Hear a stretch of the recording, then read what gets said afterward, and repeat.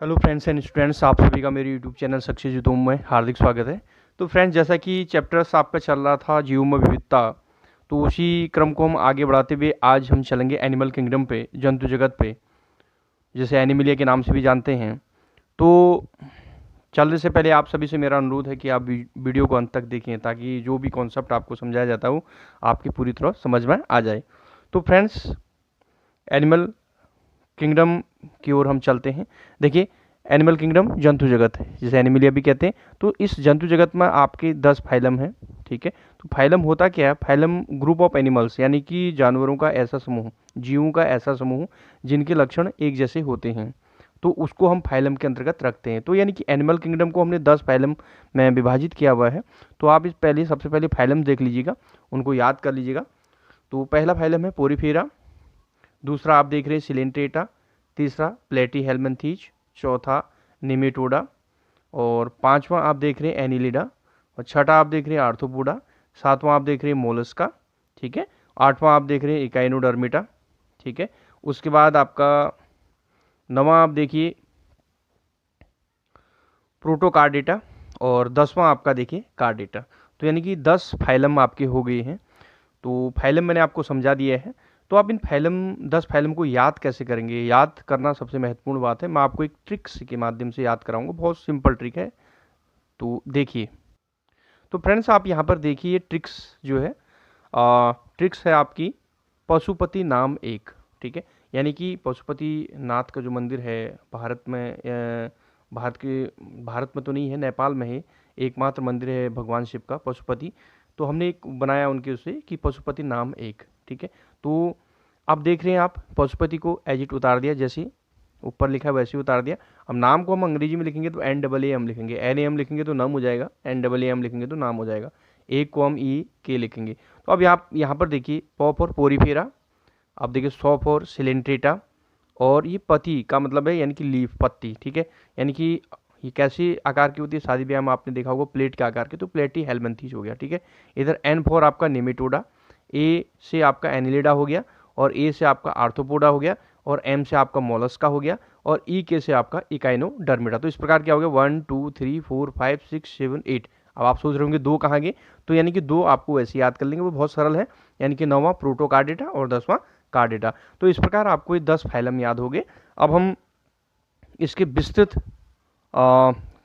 Characters पे चलेंगे, यानी कि एक किन लक्षणों के आधार पर जो है वर्गीकरण किया है। ठीक है, तो उस पर हम चलेंगे। तो आप यहाँ पर देखिए, वर्गीकरण का जो आधार रखा है शारीरिक संरचना और शारीरिक विभेदीकरण। शारीरिक संरचना की हम बात करें तो बाह्य संरचना और आंतरिक संरचना दोनों आती हैं, और शारीरिक विभेदीकरण की बात करें तो शरीर को कितने भागों में विभाजित किया है, विभेदीकरण किया है। जैसे हेड हो गया, नेक हो गया, ट्रंक हो गया, और आपका ट्रंक के अंतर्गत आपका थोरिक्स हो गया, एब्डोमेन हो गया। ठीक है, आर्म्स हो गए, भुजाएं, हैंड्स, हाथ हो गए, लेग्स हो गया, फीट हो गया। तो ये शारीरिक विविधीकरण के ये आपके टर्म हैं। इसके अतिरिक्त वर्गीकरण का जो मैं आप ये तो मोटा मोटा हो गया, लेकिन इसका जो बेसिक चीज़ आप देखिए, किन आधारों पर हम जो है वर्गीकरण करेंगे।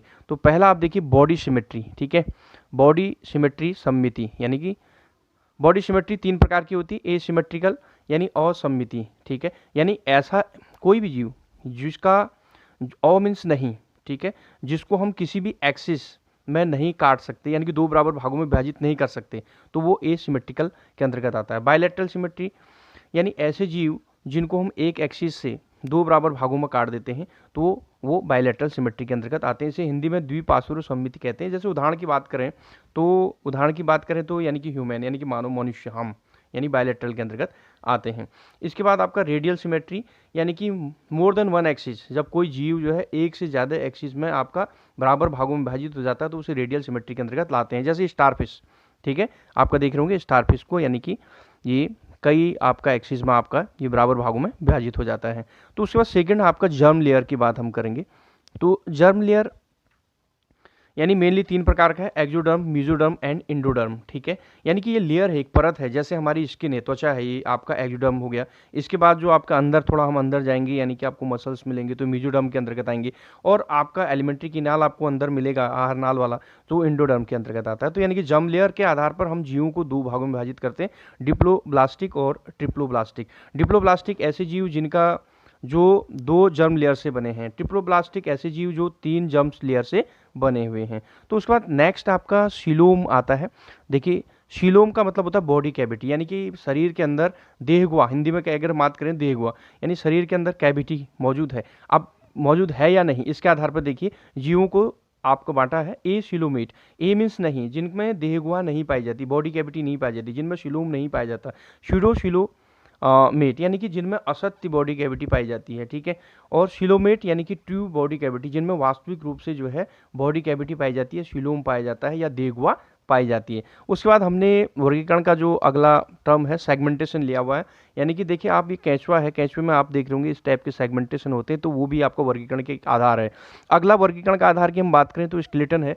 स्केलेटन में 2 प्रकार का एक्सोस्केलेटन और इंडोस्केलेटन, यानी कि स्केलेटन होता क्या है आपका हार्ड बॉडी सपोर्ट, यानी कि जैसे हमारा इंडोस्केलेटन है, हमारी हड्डियों का ढांचा जो है इंडोस्केलेटन के अंतर्गत आता है, जो हमारे हार्ड बॉडी को सपोर्ट करता है, ठीक है। एक्सोस्केलेटन भी हमारे जैसे हेयर है, ये एक्सोस्केलेटन के अंतर्गत आता है। कई जीव ऐसे हैं जो एक्सोस्केलेटन होता है जिनमें, और कई जीव ऐसे हैं जिनमें इंडोस्केलेटन होता है। हम में दोनों है एक्सोस्केलेटन और इंडोस्केलेटन। तो ये थे आपके वर्गीकरण के जो आधार हैं, इन्हीं आधारों पर हम जो है इन्हीं आधारों को लेके हम आगे चलेंगे। तो चलते हैं आगे। तो डिटेल में चलने से पहले आप ये रेखा चित्र देख लीजिएगा। तो एनिमल किंगडम है, उसको 10 फैलम में विभाजित किया है। अब देखिए सबसे पहले एनिमल किंगडम को 2 भागों में विभाजित किया, कोश की स्तर की संरचना और ऊतक स्तर की संरचना, यानी ऐसी जीव जो केवल कोश की स्तर के बने हुए हैं, तो उसके अंतर्गत पोरीफेरा आता है, ठीक है। उसके बाद ऊतक स्तर के जीव, ठीक है, ऐसी जीव जो ऊतक स्तर के बने हुए हैं, उसके अंतर्गत आप देखिए यहाँ पर ये बाह्य त्वचा एवं जठर त्वचा के बीच कोई देहगुहा नहीं। ऐसे जीव जो जिनमें कोश की स्तर भी है, कोश की स्तर डेवलप होकर कोश टिश्यू स्तर में चेंज होगी, ऊतक स्तर है, लेकिन उनके अंदर सीलोम नहीं है, देहगुहा नहीं है, ठीक है। तो ये इसमें कौन से आपके फाइलम आते हैं, सिलेंट्रेटा और प्लेटी हेलमिंथीज। उसके बाद आपके देख रहे होंगे यहाँ पे कूट देह गुहाधारी, इसका मतलब है इनमें सेल भी पाया जाता है, टिश्यू भी पाया जाता है और शिलोम भी पाया जाता है, लेकिन वो कैसा शिलोम है, असत्य, यानी कि वो डेवलप हो रहा है, अभी पूर्ण तो डेवलप नहीं हुआ है। तो उसे इसके अंतर्गत कौन सा फाइलम आता है, निमिटोडा। उसके बाद आप देख रहे हैं तीसरा देह गुहाधारी, ठीक है। अब ये यहाँ सेल भी है, यानी कोश का भी है, कोश की स्तर भी है, टिश्यू स्तर भी है और शिलोम भी है, यानी कि वास्तविक जो ट्रू शिलोम है वो भी है।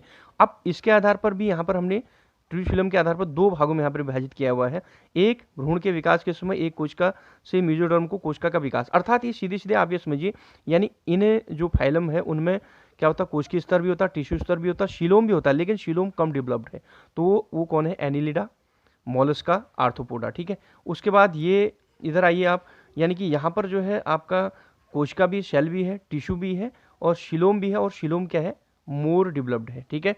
अब इसके आधार पर पुनः हम जो है इसको 2 भागों में विभाजित करते हैं। देखिए यहाँ पे अब देखिए नोटो कार्ड विहीन, यानी कि ऐसे जीव जिनमें सेल भी है, सेल कोशिका का स्तर भी है, टिश्यू का स्तर भी है और शिलोम भी है, और अब उनमें क्या है कि नोटोकॉट जो है आपका प्रेजेंट, बट नोटोकॉट प्रेजेंट नहीं है, नोटोकॉट उपस्थित नहीं है, तो ऐसी जीवों को हम इकाइनोडर्मिटा के अंतर्गत रखते हैं, ठीक है। अब यहाँ पर नोटोकॉट युक्त, यानी कि जिनमें नोटोकॉट पाया जाता है, यानी ऐसे जीव जिनमें कोशिका भी पाई जाती है, टिश्यू भी पाया जाता है, शिलोम भी पाया जाता है और नोटोकॉट भी पाया जाता है, तो उनको हम किसके अंतर्गत लेंगे, कार्डेटा के अंतर्गत लेंगे, ठीक है।